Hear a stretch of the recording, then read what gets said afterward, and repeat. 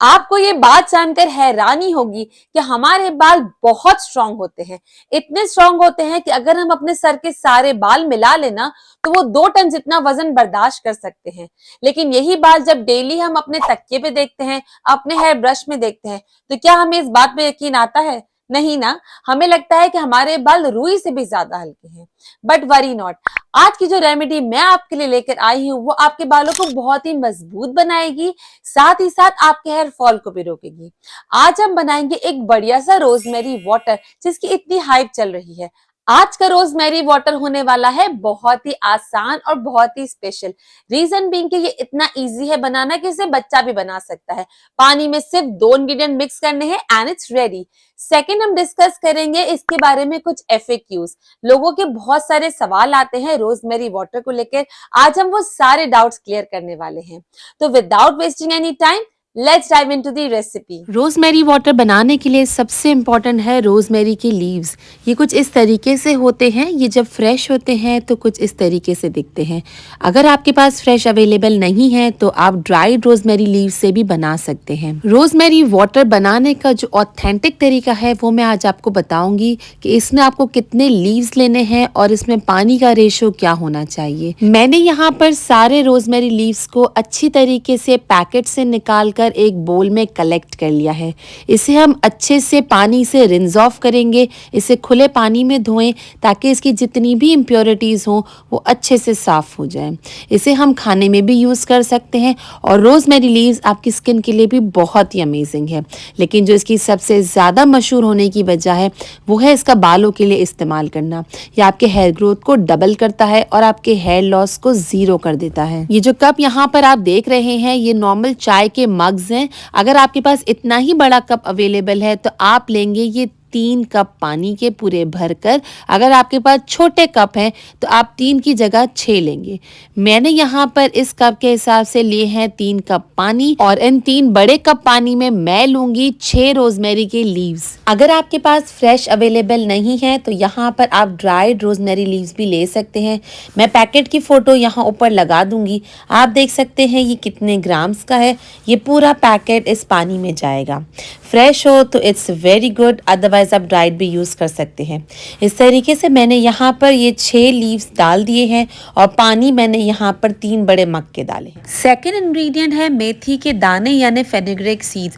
ये आप तकरीबन आधी कटोरी के जितना इसमें ऐड कर देंगे। इसके बाद इस मिक्सचर को हम चूल्हे पे बॉईल करने के लिए रख देंगे। इसे तब तक बॉईल करेंगे जब तक ये आधा ना रह जाए। तकरीबन 20 मिनट्स ही इसमें लगते हैं इसे बॉईल होने में। इसमें जो भी इंग्रेडिएंट हमने डाले हैं वो हम खाने में भी इस्तेमाल कर सकते हैं। जो हम खा सकते हैं वो हम लगा भी सकते हैं। जब ये अच्छे से बॉईल हो जाए तो आप स्टोव को बंद कर इसे कवर करके रख दें।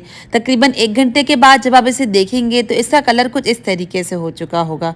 इसे किसी भी स्प्रे बॉटल में कन्वर्ट कर लें, अच्छे से छान लें और फिर आप इसे अपने बालों में यूज करने के लिए इस्तेमाल कर सकते हैं।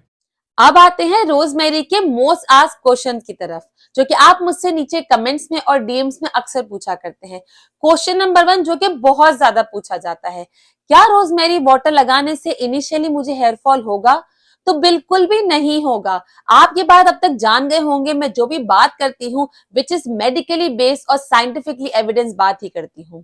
तो आपको मैं ये बात बता दूं कि रोजमेरी वाटर लगाने से इनिशियली, मिडल, बिगनिंग एंड कभी भी कोई हेयरफॉल नहीं हो सकता। हाँ, एक कंडीशन ऐसी है कि अगर आपको रोजमेरी या जो भी हमने इसमें इंग्रेडिएंट डाले हैं वो आपके हेयर को सूट नहीं कर रहे, उससे आपको एलर्जी है, तो जरूर आपको हेयरफॉल हो सकता है। लेकिन इट्स वेरी रेयर, हर किसी को नहीं होता। दिस इज नॉट नॉर्मल कि आपको हेयरफॉल हो रहा हो। रोजमेरी वाटर लगाने से बिल्कुल भी हेयरफॉल नहीं होता, किसी भी स्टेज में हेयरफॉल नहीं होता। अगर आपको जो हेयरफॉल हो रहा होता है, जो बाल आपके झड़ रहे हैं, आज जो बाल झड़ा ना, उसका हेयरफॉल स्टार्ट हो गया काफी दिन पहले। तो आज अगर मेरा एक बाल झड़ रहा है तो वो आज की वजह से नहीं झड़ रहा, वो झड़ रहा है काफी दिन पहले, उसका फेज वो काफी दिन पहले ही स्टार्ट हो गया है। आई होप मैंने इस बात को बहुत ही हद तक क्लियर कर दिया हो। क्वेश्चन नंबर 2 कि इसे लगाने का प्रॉपर तरीका क्या है? क्या सिर्फ इसे स्कैल्प पे लगाएं या इसे हेयर लेंथ पे भी लगाएं? तो आप इसे दोनों जगह पे लगाएंगे। स्कैल्प पे भी लगाएंगे जहां पे ये आपकी ब्लड सर्कुलेशन को इंक्रीज करेगा और आपके हेयर ग्रोथ बढ़ाएगा, और आप इसे हेयर लेंथ पे भी लगाएंगे। या आपके हेयर लेंथ में जब लगता है तो आपके हेयर को बहुत स्मूथ और मैनेजेबल बना देता है। तीसरा जो बहुत कॉमन क्वेश्चन ये है कि क्या इसे रोजमेरी ऑयल के साथ लगा सकते हैं? तो आप यहाँ पे ये बात बहुत अच्छे से समझ लीजिए। रोजमेरी ऑयल आपने लगाया या कोई भी ऑयल आपने सर पे लगाया हुआ है, अगर आप उसके ऊपर पानी लगाएंगे वो एब्जॉर्ब ही नहीं होगा। दोनों की कंसिस्टेंसी डिफरेंट है, तो दोनों एक साथ एब्जॉर्ब नहीं होंगे। अगर आपको दोनों एक दिन लगाने ही है तो पहले आप रोजमेरी वाटर लगा लीजिए, let it dry for some time. जब आपके बाल बिल्कुल सूख जाएं उसके ऊपर आप हेयर ऑयल लगा सकते हैं, कोई भी हेयर ऑयल लगा लीजिए, वरना आई वुड प्रेफर कि आप इसे बिल्कुल सेपरेट डेज लगाइएगा। फोर्थ कॉमन क्वेश्चन इज कि क्या इसको लगाने के बाद हेयर वॉश करना है? तो इट्स नॉट नेसेसरी, आपको इसमें हेयर वॉश करने की नीड नहीं है। ये जब सूख जाएगा तो आपके बाल बिल्कुल नॉर्मल कंसिस्टेंसी में हो जाएंगे, ऐसा लगेगा कि कुछ लगाया ही नहीं है, तो हेयर वॉश करने की स्पेसिफिकली नीड नहीं होगी। और पांचवा बर्निंग क्वेश्चन ये है कि क्या हमें इसे कितने दिन लगाना है और क्या इसके इफेक्ट्स हमें मिलेंगे? क्या पहले दिन लगाने से हमारे बाल बिल्कुल रेपेंसिल टाइप हो जाएंगे? तो ऑब्वियसली नॉट। आपको इसको डेली लगाना है, अगर डेली नहीं लगा सकते तो इसे गैप से लगाइए, it's totally up to you. Give it good 3 to 4 months और फिर आप इसके इफेक्ट्स देखिएगा। इसके इफेक्ट्स क्या होंगे? इसके इफेक्ट्स ये होंगे कि आपके स्कैल्प में जहां भी थिन हेयर है, यानी जहां पे बाल कम है या जहां पे भी आपके बाल पैचेस है, आपके ये स्कैल्प की स्किन दिख रही है स्पेशली इस एरिया में, तो वहां पे अगर आप लगाएंगे 3 to 4 months के बाद आप देखेंगे तो आपके बेबी हेयर, जो कि हम ये छोटे हेयर कहते हैं ना, ये आना स्टार्ट हो जाएंगे, विच मीन्स कि इट इज वर्किंग। अगर आप इसके इफेक्ट्स हेयर लेंथ पे देखना चाहते हैं तो आपकी हेयर लेंथ जो है वो बहुत ही मैनेजेबल और स्मूथ हो जाएगी। जो हेयर लेंथ पे इफेक्ट होता है ना वो ज्यादा जल्दी होने लगता है, स्कैल्प में आपका इफेक्ट बाद में आता है, सबसे पहले इफेक्ट आपके हेयर लेंथ पे होता है। आप इसको अपने हिसाब से अप्लाई कर सकते हैं, डेली अप्लाई करना चाहे डेली अप्लाई करें, गैप से अप्लाई करना चाहे गैप से अप्लाई करें, लेकिन इस तरीके से नहीं कि आपने आज अप्लाई किया फिर आप इसे 1 महीने के बाद अप्लाई कर रहे हैं, दैट वुड नॉट वर्क। आपको इसको एक कंसिस्टेंसी के साथ अप्लाई करना है। अगर आप इसे हफ्ते में 5 दिन अप्लाई कर रहे हैं तो हफ्ते में 5 दिन ही अप्लाई करें। आपके बाल को और आपके स्कैल्प को सिग्नल मिलना चाहिए कि आज आपका रोजमेरी वाटर डे है। आपकी बॉडी बहुत स्मार्ट है, ट्रस्ट मी, आपका हर एक ऑर्गन बहुत स्मार्ट है, वो रूटीन में सेट हो जाता है।